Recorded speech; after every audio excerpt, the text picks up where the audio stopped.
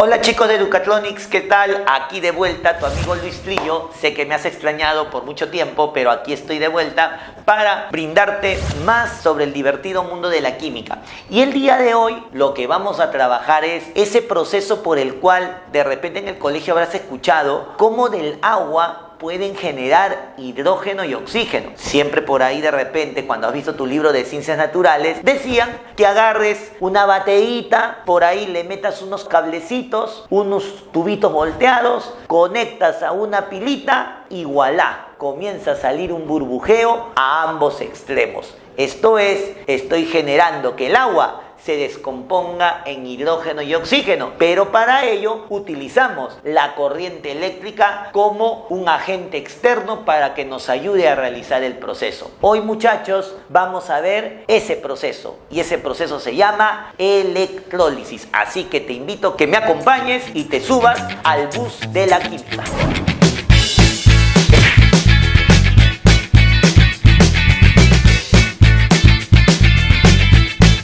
Muy bien, muchachos, entonces el día de hoy vamos a tocar lo que corresponde a uno de los procesos que forma parte de la electroquímica. Profe, ¿qué viene a hacer la electroquímica? La electroquímica lo que viene a hacer es esa parte de fusión de física con química para poder ver el enfoque de la física, cómo afecta a las reacciones que ocurren por diferentes formas, en este caso reacciones de orden químico. Entonces, la fusión de esas dos ideas, el enfoque físico con el enfoque químico, nosotros lo conocemos como electroquímica.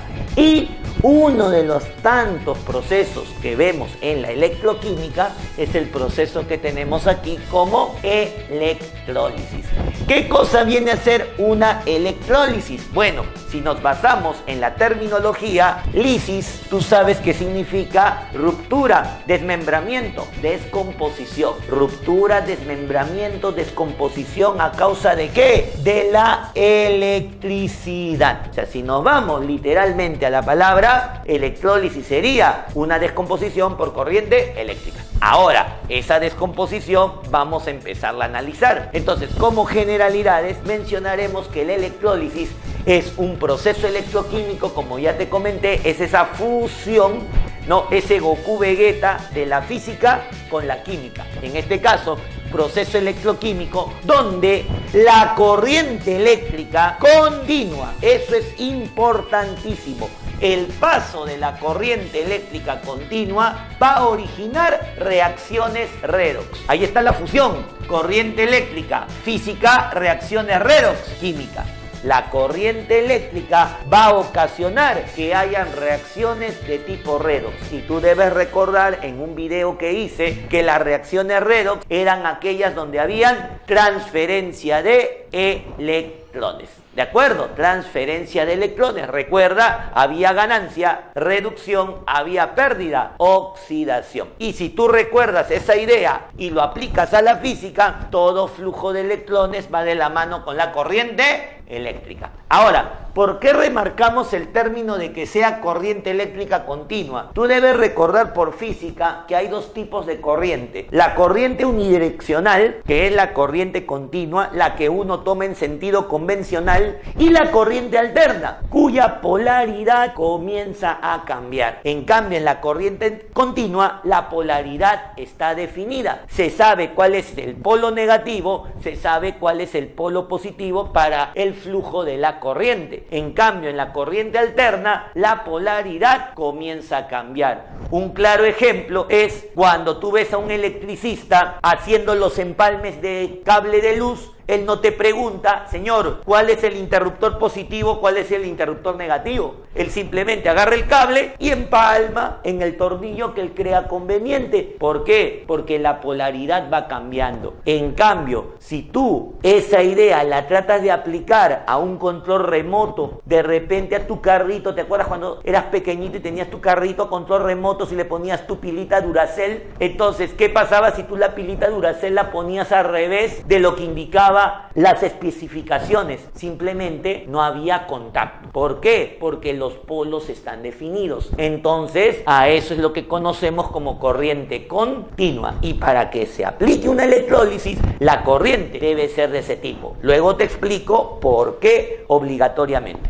Entonces, proceso en el cual la corriente eléctrica continua nuevamente va a generar reacciones redox. Ahora, basándonos en la terminología, este proceso que va a permitir que una sustancia pura o que sea una solución acuosa, ustedes saben muy bien que una sustancia pura no es lo mismo que una solución acuosa. Una sustancia pura es simplemente una sustancia 100% limpia, 100% sin acompañante. En cambio, una solución acuosa tiene un acompañante. Su nombre lo dice, es el agua. Entonces, mediante este proceso, la sustancia pura o solución acuosa conductora, ¿qué va a pasar? Se va a descomponer en los elementos originales. Esto es, si la sustancia es cloruro de sodio, el objetivo de la electrólisis es que se descomponga en sus elementos originales, que son el sodio y el cloro. Si tengo sulfuro de hierro, en hierro y azufre. Si tengo, por ejemplo, yoduro de potasio, en yodo y potasio. Ese es el objetivo de la electrólisis. Lisis, ruptura a causa de la corriente eléctrica. Entonces se va a descomponer en sus elementos originales. Pero mucho cuidado por aquí. Generalmente.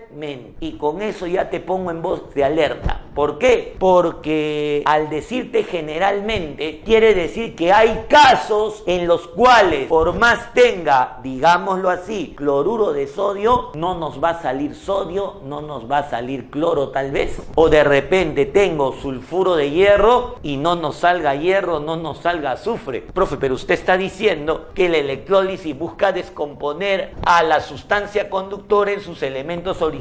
Sí, ese es el principio fundamental, pero a veces, dependiendo cómo esté esa sustancia conductora, el resultado puede ir cambiando. Entonces, muchachos, en resumen, una electrólisis, proceso por el cual la corriente eléctrica continua hace de que aparezcan reacciones redox y ocasione que una sustancia conductora se descomponga en sus elementos originales. Muchas veces sí, pero hay situaciones en las cuales vamos a obtener otros elementos y ya vamos a ver cómo saberlos reconocer. Ahora, para realizar la electrólisis, obviamente necesitamos de un equipo, ¿de acuerdo? Un equipo que nos permita realizar todo este procedimiento. Los elementos que forman parte de una electrólisis son, yo te he dicho, debe haber corriente eléctrica continua. Entonces debe haber alguien que me proporcione esa corriente. Y eso viene a ser la fuente de voltaje. La fuente de voltaje es aquella que proporciona la corriente eléctrica continua. Puede ser una batería de 9 voltios, puede ser de repente un conjunto de pilas que haga que el voltaje aumente. Y por ende se pueda generar corriente eléctrica continua. Número 2, esa corriente debe llegar a una sustancia conductora para que se pueda realizar la electrólisis. Entonces, el electrolito viene a ser la sustancia fundida, una sustancia pura en estado líquido. Recuerda, fundida viene de fusión. Y la fusión que implica un cambio de estado por efecto de la temperatura. O también este electrolito puede ser una solución acuosa. Como te digo, un preparado en el cual hemos utilizado agua. Recuerda cuando vimos soluciones, una solución es aquella que tiene soluto y solvente. En este caso el solvente viene a ser el agua. ¿Cuál es el objetivo de esta sustancia o esta solución? Que va a permitir que la electricidad fluya por ella y se descomponga a dicho electrolito. La corriente llega sobre él y como es una sustancia conductora, este electrolito se va a descomponer. Por ejemplo, tú habrás escuchado cada vez los comerciales de Gatorade, de Esporade, dice electrolitos disueltos. O sea, profe, lo que me están diciendo es que esos electrolitos van a proporcionar, ¿qué cosa? Carga eléctrica en mi persona. Eso es justamente lo que permite que nosotros recuperemos energía. A veces pensamos que para sentirnos más activos hay que tomar un energizante y no es así. Lo que hay que tomar son electrolitos. Los electrolitos proporcionan carga eléctrica. Nosotros somos una pila, somos una batería y como tal necesitamos carga eléctrica para podernos recargar y poder seguir con nuestras actividades. Entonces tenemos la fuente de voltaje que proporciona la corriente eléctrica, tenemos el electrolito que es la sustancia conductora y que se va a descomponer. El detalle es, profe, y para que la corriente llegue al electrolito necesita de un medio transmisor y esos son los electrodos. Los electrodos, como puedes apreciar ahí, son placas que muchas veces son metálicas, pero a veces puede ser carbono en forma de grafito. Por eso decimos placas generalmente metálicas. ¿Y cuál es su trabajo? Muy aparte de llevar la corriente eléctrica, son los que van a recoger a los elementos del electrolito. O sea, si yo te comenté que el electrolito era cloruro de sodio y su objetivo era obtener sodio y cloro, ese sodio y ese cloro, ¿quién lo va a recoger? Los electrodos, las placas que muchas veces son de orden metálico. ¿De acuerdo? Entonces, la fuente me proporciona la corriente, el electrolito es la solución o la sustancia que voy a descomponer por efecto de la corriente, porque es una sustancia conductora, y los electrodos son las placas que van a llevar la corriente al electrolito para que éste se descomponga, y a su vez estas placas van a recoger a los elementos que formaban parte del electrolito. Ahora, todo este proceso tiene que hacerse en un recipiente y ese recipiente recibe el nombre de cuba electrolítica. ¿Qué es la cuba electrolítica? Es aquel recipiente, ojo, resistente a la corrosión. ¿Qué implica ello, profe? Que muchas veces este recipiente tiene que resistir a ácidos, tiene que resistir a bases, tiene que resistir a sustancias que prácticamente por su grado de reactividad puede ocasionar degradación del material, lo que llamamos como corrosión. Por ejemplo, tú el ácido no lo puedes poner en cualquier recipiente de vidrio, porque hay ácidos que corroen el vidrio. Entonces, para eso usamos de repente el famoso Pirex para controlar la corrosión. Entonces, profe, el recipiente tiene que ser apropiado para el electrolito que tú vas a colocar al momento de hacer la electrólisis. Entonces, muchachos, en resumen, electrólisis, proceso por el cual la corriente eléctrica continua genera reacciones redox y ocasiona que el electrolito se descomponga en sus elementos originales. Como te digo, eso es por lo general. De ahí vamos a ver los casos particulares donde vamos a notar otros elementos que van a aparecer en la electrólisis. Así que ahora veamos el esquema de una electrólisis. Bien, muchachos, entonces continuemos hablando de electrólisis y esta vez veamos un esquema de cómo poder entender qué es lo que ocurre en este proceso. Yo te hablé de ciertos personajes, pues acá te los presento. Como puedes ver en este pequeño esquema, tenemos acá un recipiente con una sustancia fundida. Este recipiente que tú ves aquí representa la cuba electrolítica. Y esta cuba electrolítica tiene en su interior al electrolito, que en este caso estamos escogiendo para nuestro ejemplo al cloruro de sodio puro, al cloruro de sodio fundido. Al estar fundido se encuentra en estado líquido. Ojo, muchachos, que acá mucho importa la apariencia del electrolito. Acuérdate que yo te he mencionado hace unos minutos que el electrolito puede ser fundido, esto es en estado líquido, o puede ser una solución acuosa. Vamos a partir por el caso más general, donde el electrolito se encuentra fundido, esto es puro pero en estado líquido. ¿Ok? Entonces, a este recipiente con este electrolito le vamos a sumergir dos placas metálicas. Estas placas metálicas, recuerda, tenían un nombre y son los electrodos. Entonces, estos electrodos los conectamos a un cordón que vaya fijo a una fuente de voltaje. En este caso, estamos escogiendo como fuente de voltaje una pila, ¿de acuerdo? Si tú revisas de repente por ahí algunos casitos de electrólisis en la internet, vas a darte cuenta que tranquilamente tú lo puedes hacer en tu casa. Luego te digo cómo puedes jugar a hacer una electrólisis en casa. Fácil, no necesitas de grandes cosas y lo único que necesitas, eso sí, comprarte una pila Duracell. Nada que Panasonic o esas Daku que venden en Sodimac. Nada que ver, tiene que ser Duracell para que salga algo bien bonito.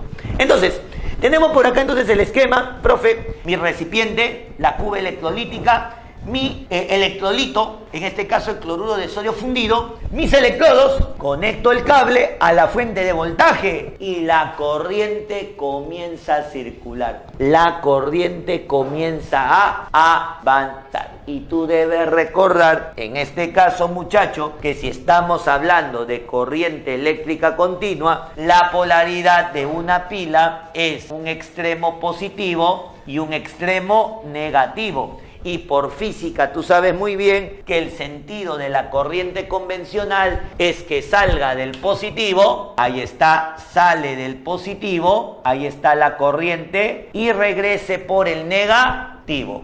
Pero a la hora que se da ese flujo de corriente, obviamente hace de que toda esta placa se polarice con carga positiva. Toda esta placa se polarice con carga positiva. Profe, al llegar la corriente aquí, simplemente este electrolito se descompone primero en iones. Iones sodios positivo y iones cloro negativo, ¿de acuerdo? Ambos en estado líquido. Iones sodio positivo, iones cloro negativo, cationes y aniones. Y donde hay carga eléctrica, hay corriente eléctrica. Por lo tanto, el circuito se cierra y, como te dije, sale por el positivo y entra ¿por dónde? Por el negativo. Por lo tanto, esta plaquita queda polarizada de signo negativo y la corriente comienza a regresar a su terruño. Comienza a regresar a casita. ¿Y esa casita cuál es? Nuestra querida pila Duracell.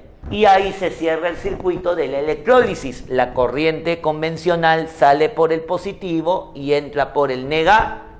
Al polarizarse los electrodos, muchachos, y al generar la formación de iones, aplicamos el principio básico de las leyes de Coulomb. Cargas de signo opuesto te atraen. Eso es lo que plantea Coulomb. Entonces, ¿qué es lo que observo acá? Profesor, los iones de signo positivo van a ser atraídos por la placa negativa y de esa manera, por este lado, comenzaremos a ver cómo se comienza a acumular, en este caso, el catión, pero como sustancia elemental. En este lado comenzamos a ver cómo poco a poco el catión comienza a pegarse a la placa negativa, generando en este caso la obtención del elemento sodio. Pero este sodio lo vamos a obtener en estado líquido. Y ahí está cumpliéndose lo que te mencioné hace ratito, que la electrólisis busca descomponer al electrolito. ¿Para qué? Para obtener a sus elementos originales. En este caso, si me acompañas, esta placa negativa, ¿qué es lo que ha hecho, maestro? Simplemente ha atraído a los iones positivos. Si tú recuerdas por concepto de átomo, los iones positivos, ¿cómo se llaman? Cationes. Entonces, como la placa negativa atrae a los cationes, esta placa va a recibir el nombre de cátodo. Se llama cátodo porque atrae cationes. Así de simple para que te acuerdes en clase. Simplemente la placa que atrae a los cationes que son positivos, esta placa debe ser negativa, principio de Coulomb. Entonces, como atrae cationes, la placa debe denominarse cátodo. ¿Y qué es lo que está ocurriendo? Que el ion sodio se esté convirtiendo en sodio elemental. Y eso vamos a representarlo mediante una semirreacción. Acompáñame. Entonces, profesor, maestro, ¿qué es lo que veo por aquí? El sodio como catión más 1, sodio ion, en estado líquido, se está convirtiendo en sodio elemental. Sodio líquido elemental. Si tú recuerdas del video que hice en reacciones redox, todo elemento solitario tiene un estado de oxidación que vale 0. Y yo te enseñé un truquito para que halles los electrones transferidos. Si no te acuerdas, entra a mi video de reacciones redox. Chicos, yo les dije, si quieren ver los electrones transferidos, de forma práctica, resten las cargas. Restamos las cargas y tendría más 1 menos 0 más un electrón. Con lo cual puedo apreciar y recordar que en aquel proceso donde hay ganancia de electrones, dijimos que era una reducción. Con lo cual concluimos de que en el cátodo ocurre una reducción. Y obviamente ya tu mente va a decir, profe, entonces si hay reducción, obviamente que tiene que haber oxidación. Se originó la reacción redox. Entonces, muchachos, esa es la forma de reconocer la plaquita conocida como cátodo. Ahora, si me entendiste la jugada, recuerda, polo negativo atrae a lo positivo. Como lo positivo se llama catión, la placa se llama cátodo. Bajo esa misma deducción, acompáñame en la otra placa. Ahora, la polaridad de esta placa es positiva por Coulomb, que va a atraer a los iones negativos. De tal manera, muchachos, que cuando estos iones negativos vayan a la placa positiva, va a comenzar a salir un gasecito blanco, ¿no? Un humito blanco. Profe, ese humito me recuerda como si fuera el agua que está hirviendo, ¿sí o no? Claro, ese humito blanco que ves por ahí, ¿no? En este caso, este gasecito blanco que va saliendo por esta plaquita, viene a ser ¿quién, profesor? Viene a ser el cloro que se está liberando. Cloro en estado gaseoso. Y justamente ahí puedes apreciar el resultado del electrólisis, ¿no? ¿Cuál era el resultado del electrólisis? Hacer que se descompongan sus elementos originales. Si era cloruro de sodio, ¿en qué lo hemos descompuesto? En sodio. Ahora sigue conmigo la secuencia. Esta placa era de polaridad positiva. Y por Coulomb, lo positivo, ¿a qué atrae? A lo negativo. Átomos de carga negativa, iones de carga negativa, recuerda que se les llamaba aniones. Y como esta placa atrae a los aniones, esta placa recibe el nombre de ánodo. Y así te vas a recordar. Cátodo porque atrae cationes, ánodo porque atrae aniones. ¿Quieres recordar el signo? Como el cátodo atrae cationes, que es positivo, la placa es negativa. Y como el ánodo que atrae aniones, que es negativo, la placa es positiva. Así de fácil para que recuerdes. Ahora, ¿qué es lo que ocurrió acá, profesor? Vamos a verlo mediante reacción y al final concluimos qué proceso se dio.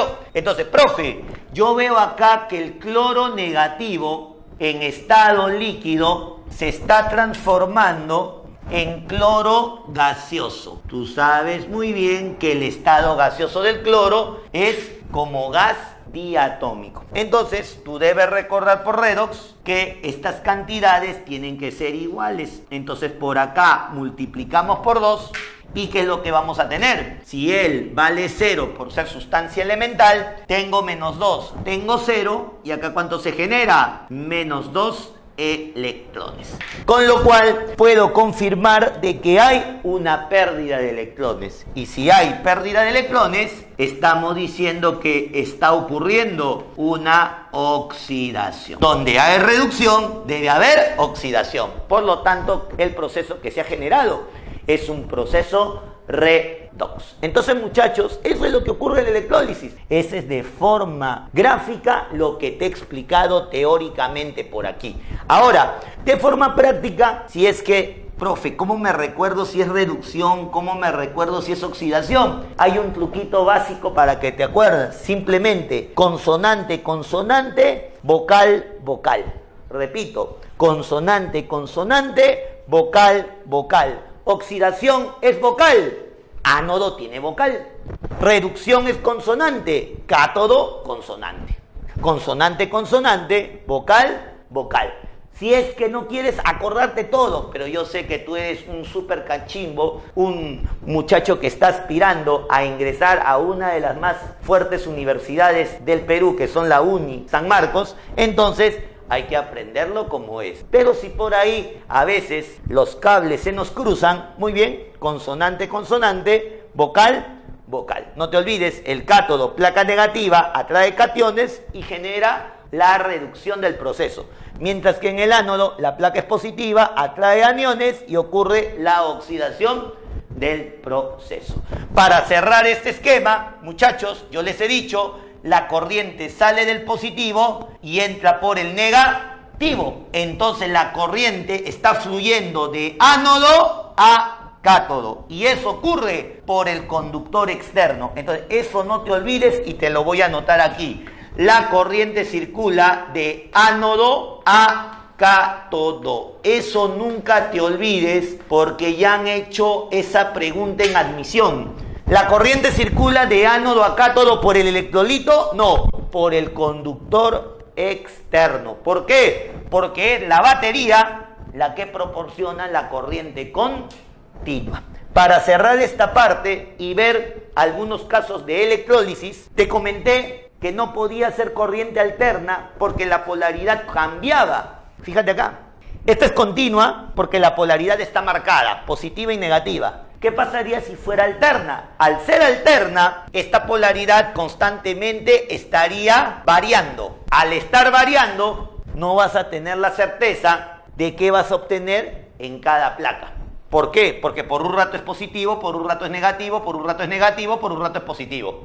En cambio acá tenemos 100% la fidelidad de que esta placa siempre va a ser negativa y de que esta placa siempre que va a ser positiva. Por esa razón se trabaja con corriente continua. Ahora puedes ver cloruro de sodio, sodio y cloro, los elementos que lo conforman. El detalle es, yo te dije generalmente. ¿Por qué? Porque dependiendo del electrolito, vamos a ver que a veces no se obtienen a los elementos del electrolito, sino vamos a obtener a otros elementos que lo acompañan. Así que en estos momentos me vas a acompañar para ver los resultados del electrólisis, ya sea con la solución fundida, con la sustancia fundida o con la solución acuosa.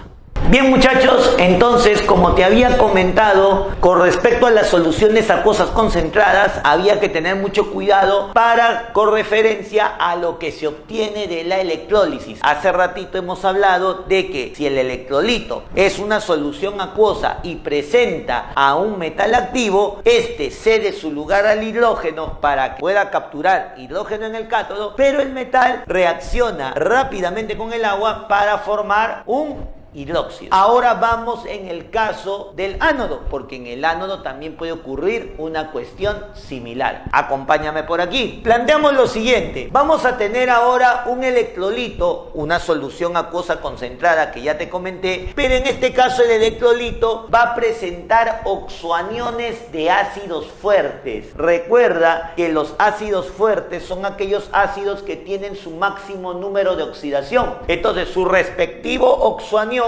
algo va a influir al momento de realizar la electrólisis. Muchachos, ¿qué oxoaniones de ácidos fuertes vamos a contemplar aquí? Vamos a contemplar al carbonato, al nitrato, al fosfato, al sulfato, al perclorato y al permanganato. No te olvides, carbonato, nitrato, fosfato, sulfato, perclorato y permanganato. Todos ellos provienen de un ácido fuerte. Entonces, como ellos tienen un carácter fuerte, van a ser su prioridad reaccionar con el agua. Por lo tanto, ellos prefieren reaccionar con el agua y la corriente va a realizar electrólisis sobre el agua, ocasionando ¿qué cosa? Que la electrólisis libere oxígeno en el ánodo. En este caso, los oxoaniones de ácidos fuertes dejan su lugar al oxígeno del agua, siendo el oxígeno el que se va a obtener en el ánodo. Y la pregunta es, profe, ¿y qué pasa con esos oxoaniones? Esos oxoaniones van a formar su respectivo ácido fuerte, así como en el caso anterior, donde el metal activo cedía su lugar al hidrógeno y el metal formaba un hidróxido. Acá de manera similar, los oxoaniones ceden su lugar al oxígeno y los oxoaniones prefieren unirse al hidrógeno residual del agua para formar su respectivo ácido fuerte. Entonces, de esa manera analizamos a las soluciones concentradas. Mira por acá el siguiente caso. Entonces, tenemos la solución de sulfato ferroso, donde al estar en solución acuosa concentrada, entonces tengo que tener cuidado del caso anterior con metales activos y de este caso con oxoaniones fuertes. Entonces yo digo, el metal hierro, reviso en la tabla periódica, ¿está en el grupo 1 o 2A? No lo está. Por lo tanto, al no ser un metal activo, cumple con la base de la electrólisis. Simplemente el metal se obtiene en el cátodo y el metal se va a obtener en estado líquido. Profe, ¿acá no va hidrógeno? No, porque recuerda que solo iba hidrógeno con metales activos. Entonces acá el metal hierro se obtiene en el cátodo. Ahora, ¿qué es lo que reviso acá? Que aparece el oxoanión sulfato. Y como aparece el oxoanión sulfato, ¿qué dice la regla de la electrólisis? El oxoanión de ácido fuerte cede su lugar al oxígeno del agua. Por lo tanto, en vez de trabajar con el sulfato, lo que vamos a concluir es que se obtenga oxígeno en estado gaseoso en el ánodo.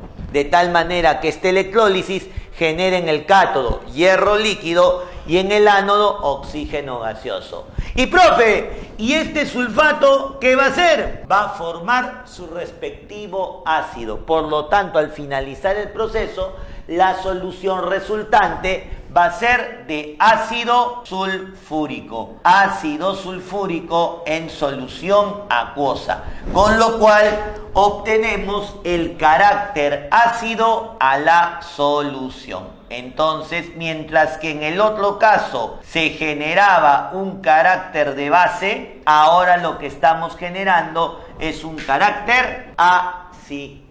Entonces, al finalizar este proceso, se obtiene hierro líquido, se obtiene oxígeno y se obtiene un ácido en forma de solución.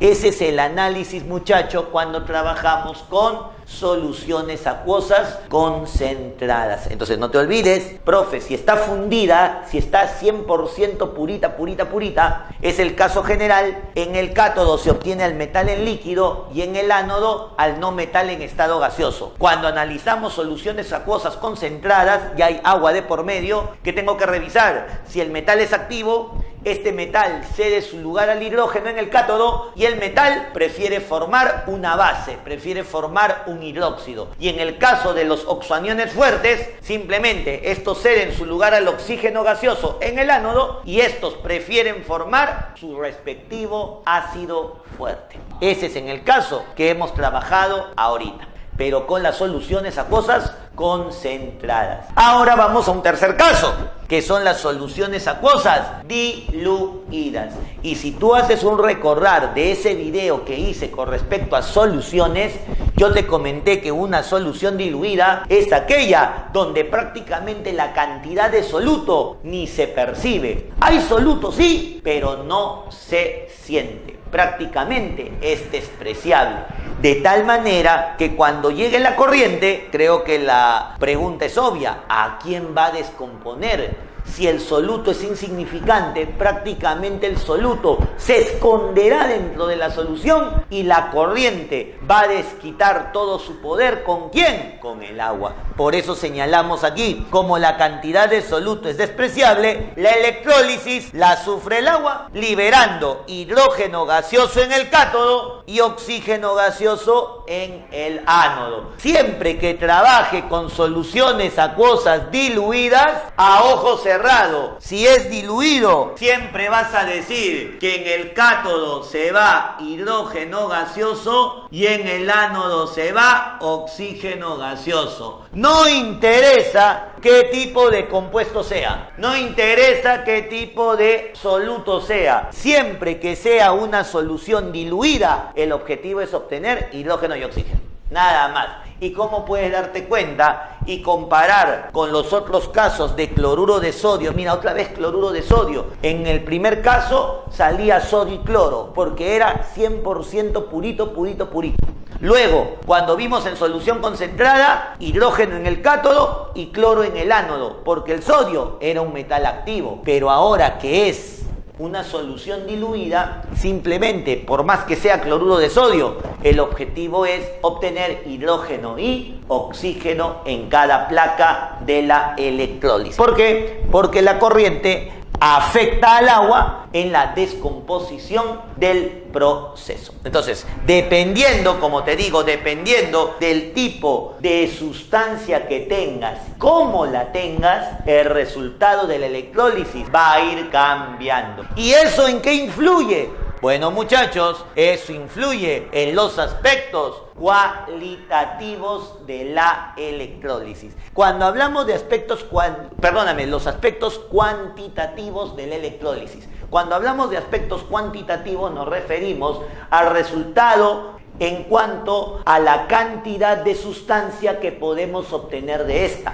Hasta ahorita solo hemos visto qué es lo que se obtiene, qué es lo que se recoge. Ahora la pregunta es, ¿cuánto se recoge? Por eso los aspectos cuantitativos. Y para ello nos valemos del análisis del señor Michael Faraday, ¿no? Mi colega Michael Faraday estableció dos leyes, siendo la primera ley la más importante del proceso de la electrólisis. Acompáñame para ver esta demostración. Muchachos, Michael Faraday establece en su primera ley y define que para todo equivalente gramo de sustancia que se recoja de la electrólisis se debe emplear una mol de electrones. Por cada mol de electrones que tú utilices vas a recoger un equivalente gramo de sustancia. Ahora, esta mol de electrones, por ser partículas de carga eléctrica, y recordando que el electrón tiene una carga de menos 1,6 por 10 a la menos 19 coulombs y que una mol es 6,023 por 10 a la 23, en este caso electrones, el resultado de esa operación aproximadamente nos genera una carga de 96.500 coulombs, aproximadamente. Entonces, este valor de carga, Michael Faraday lo denominó un faradio o un Faraday, estableciéndose esta definición. Para todo equivalente gramo de sustancia recogida tenemos una mol de electrones o se emplea una mol de electrones en el proceso, que generará una carga de 96.500 coulombs y que en Faraday representa a un Faraday o un faradio. Entonces, a partir de esa definición, mira lo que vamos a hacer para llegar a establecer la primera fórmula de esta parte de electrólisis. Entonces, acompáñame. Entonces, voy a tomar en cuenta lo que hemos planteado aquí, pero solamente voy a decir lo siguiente. Si bien sabemos que un equivalente gramo de sustancia recogida involucra la presencia de una mol de electrones, esa mol de electrones, hemos dicho, genera una carga eléctrica de 96.500 coulombs. Y esa carga ha sido definida por el señor Michael Faraday como un Faraday. Ahí está. Un equivalente gramo de sustancia recogida representa 96.500 coulombs de carga y esto equivale a decir un Faraday de carga. El detalle es, ¿qué pasa si tengo un número de equivalentes gramos que vamos a denotar como número de equivalentes gramos? Entonces, para un número de equivalentes gramos vamos a tener una nueva carga eléctrica y esta carga eléctrica, tú recordarás por física, es igual a corriente eléctrica por el tiempo empleado para circular dicha carga eléctrica, ¿no? El famoso kit.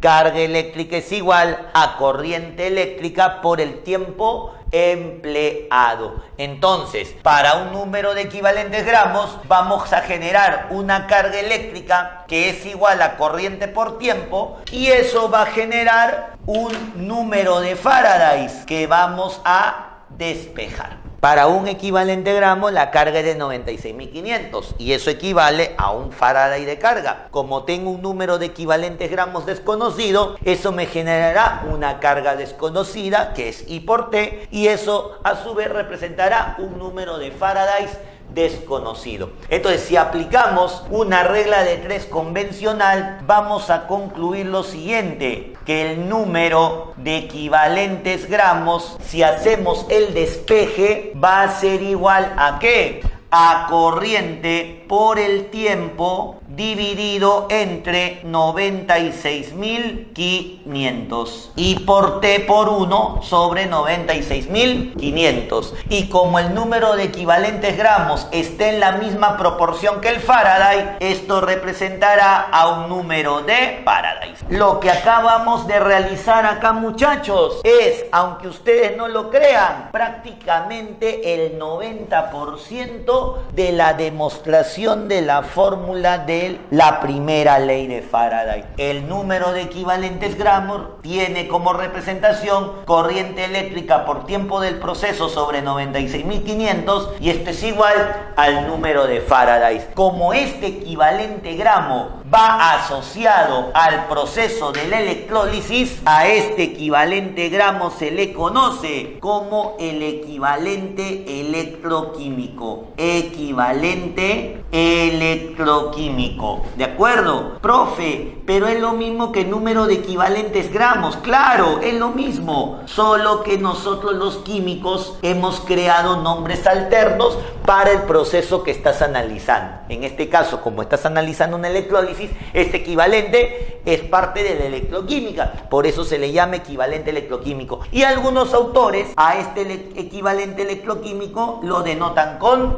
Z. Por lo tanto, lo podemos llamar Z, lo podemos representar como el número de Faraday o como el número de equivalentes gramos. Entonces, de este planteamiento, el número de equivalentes gramos, o sea, el equivalente electroquímico, es igual a la corriente eléctrica por el tiempo sobre 96.500, y eso representa el número de Faraday. Ahora, apelando a tus conocimientos de química, tú recordarás que el número de equivalentes gramos guarda una relación básica. Esto es igual a la masa de la sustancia que en este caso vas a recoger del proceso, dividido entre la masa equivalente. Eso lo sabemos por definición de equivalentes gramos. Número de equivalentes gramos es igual a la masa sobre la masa equivalente. Entonces, tomando como referencia ello, luego vamos a relacionar a ambas expresiones. ¿Y qué tendríamos? Que la masa sobre la masa equivalente va a ser igual a ¿qué? Va a ser igual a corriente por tiempo sobre 96.500, y eso va a ser igual al número de Faraday. Hacemos un despeje y salió la primera fórmula de la ley de Faraday. Despejamos la masa equivalente en ambos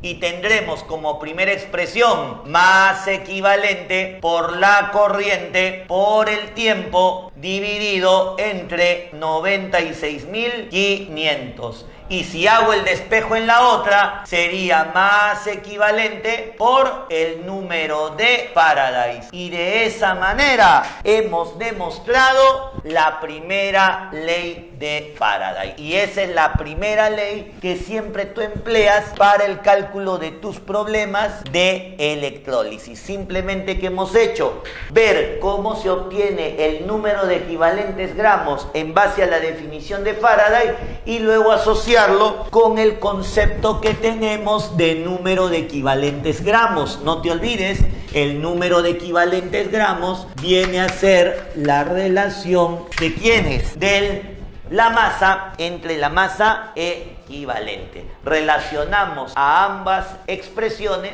y generamos la primera ley de Faraday. Ahora, variables para poder identificar qué es lo que tenemos aquí. Entonces decimos acá, ¿dónde? Esta M que tú ves aquí viene a ser la masa de la sustancia que se recoge. Masa de la sustancia que se recoge. Ahora, cuando decimos de la sustancia que se recoge, no decimos en dónde. Por lo tanto, puede ser tanto para el cátodo como para el ánodo. Masa de la sustancia que se recoge. Que se recoge.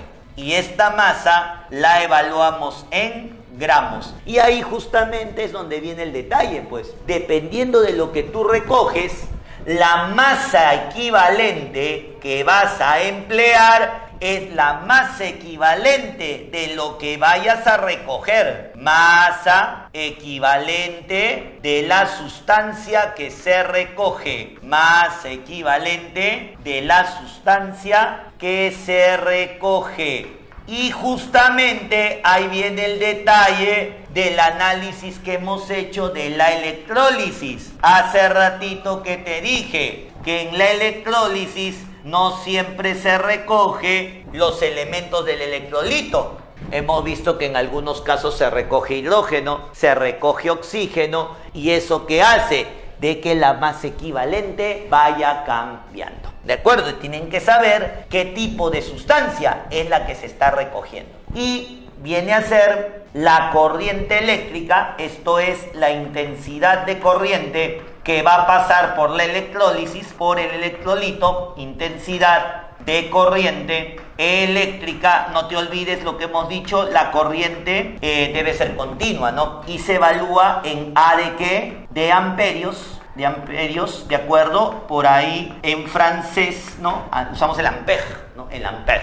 Pero en este caso, en amperios castellanizado, y T viene a ser el tiempo, ¿no? T viene a ser el tiempo del proceso, el tiempo de la electrólisis, el tiempo del proceso. Y este tiempo, muchachos, siempre debe aparecer en segundos. Si no está en segundos, nosotros lo tenemos que pasar a segundos. Y por acá, NF, ¿qué representa para nosotros NF? Pues simplemente el número de Faraday. El número de Faraday. ¿Y en qué lo evaluamos? En F de Faraday. De tal manera que, muchachos, simplemente, dependiendo de los datos del problema, puedo utilizar la primera expresión de Faraday, masa equivalente por corriente por tiempo sobre 96.500, o puedo usar la segunda expresión de Faraday, que es masa equivalente sobre el número, o por el número de Faraday, ¿no? Masa equivalente por el número de Faraday. Sea la primera expresión o la segunda expresión, puedes darte cuenta que de quién no te vas a escapar, de la masa equivalente. Como te repito, es la masa equivalente de lo que se recoge. Si voy a recoger hidrógeno, masa equivalente del hidrógeno. Si voy a recoger cloro, masa equivalente del cloro. Si voy a recoger oxígeno, masa equivalente del oxígeno. Si voy a recoger plata, masa equivalente de la plata. Y así sucesivamente, dependiendo de lo que vayas a recoger. Y como te repito, no te olvides que el tiempo del proceso, ¿en qué debe estar? En segundos. Entonces, con ello, muchachos, tenemos la primera ley de Faraday. Solo nos faltaría entender la segunda ley, que es prácticamente la consecuencia de los equivalentes gramos. Si por ahí tú recuerdas la teoría de equivalentes gramos que se plantea que en todo proceso, y la electrólisis es un proceso, los equivalentes gramos de las sustancias participantes, ¿cómo deben de ser? Iguales. Si eso ocurre como la ley del equivalente gramo para todo proceso, entonces si la electrólisis es uno de esos tantos procesos, también se debe cumplir en esta parte de aquí. Entonces cerramos indicando la segunda ley de Faraday. Ven y acompáñame por aquí, solamente indicamos lo que representa la segunda ley de Faraday. Como te vuelvo a repetir, si nosotros consideramos que la electrólisis es uno de los tantos procesos que uno puede realizar en el mundo de la química, entonces debe estar sometido al principio de los equivalentes gramos. Entonces, en la segunda ley de Faraday establecemos lo siguiente: como la electrólisis es un proceso químico, debe cumplir con la ley del equivalente gramo, con la ley del equivalente químico. ¿Y qué establece la ley del equivalente químico? Que los equivalentes gramos deben ser iguales, ¿de acuerdo? Con la ley del equivalente químico. Entonces, profesor, simplemente los equivalentes gramos que yo vaya a obtener del proceso, ya sea en el cátodo, ya sea en el ánodo, conectando una celda electrolítica con otra, todo lo que ocurre en ello simplemente debe someterse a la ley del equivalente químico. Entonces, ¿qué concluimos por aquí? Simplemente el número de equivalentes gramos a obtener de cada sustancia deben ser iguales. Entonces, el número de equivalentes gramos de las sustancias recogidas deben ser iguales. De las sustancias recogidas deben ser iguales. Algunos libros, algunos autores establecen de que debe ser conectado en serie, etcétera, etcétera, etcétera. Lo cual es correcto, porque si es conectado en serie, la corriente y el tiempo son iguales. Pero eso obviamente ocurre porque el proceso es simultáneo. Y como el proceso es simultáneo, la conexión va a ser en serie. Entonces, al establecer ello y ver que el proceso es simultáneo, entonces el número de equivalentes gramos deben de ser iguales a lo largo del proceso. Y como te digo, no solo para una conexión en serie, sino para poder establecer la masa que se obtenga en el cátodo, la masa que se obtenga en el ánodo. Porque a veces cuando resolvemos con la primera ley, creemos que solamente la primera ley es para el cátodo y luego no sabemos cómo hallar el ánodo. Entonces, ¿cómo hallo el ánodo? Recordando que si la electrólisis es un proceso químico, los equivalentes gramos tienen que ser iguales. Entonces, muchachos, con ello hemos analizado la electrólisis desde el punto de vista cualitativo, lo que se obtiene tanto en el cátodo como en el ánodo, como también los aspectos cuantitativos, el hecho de la primera ley de Faraday y entender a la segunda ley como la aplicación de la ley del equivalente químico para esta parte. Bien, muchachos, hoy hemos aprendido muchos aspectos con respecto a la electrólisis, pero sobre todo la parte teórica de cómo reconocer cuándo analizar a una sustancia pura de una solución acuosa conductora. Y es más, si la solución acuosa era concentrada o la solución acuosa era diluida. Recuerda que eso va a influir mucho en el empleo de la primera ley de Faraday, así como también de la segunda ley de Faraday. Entonces, hoy hemos visto todo el aspecto teórico y en mi siguiente video veremos problemas de aplicación de electrólisis, donde por ahí vas a toparte con algunas sorpresas si es que no me repasas bien el resultado de la electrólisis. Recuerda repasar bien lo que se va obteniendo en cada electrólisis, si no, a la hora de aplicar la fórmula te vas a llevar con desencuentros un poquito no favorables para ti a la hora que des tu examen de admisión. Así que sígueme, sigue dando likes acá a la página de Educatronics, ¿no? Voy a seguir subiendo mis videitos y estaré contigo resolviendo problemas de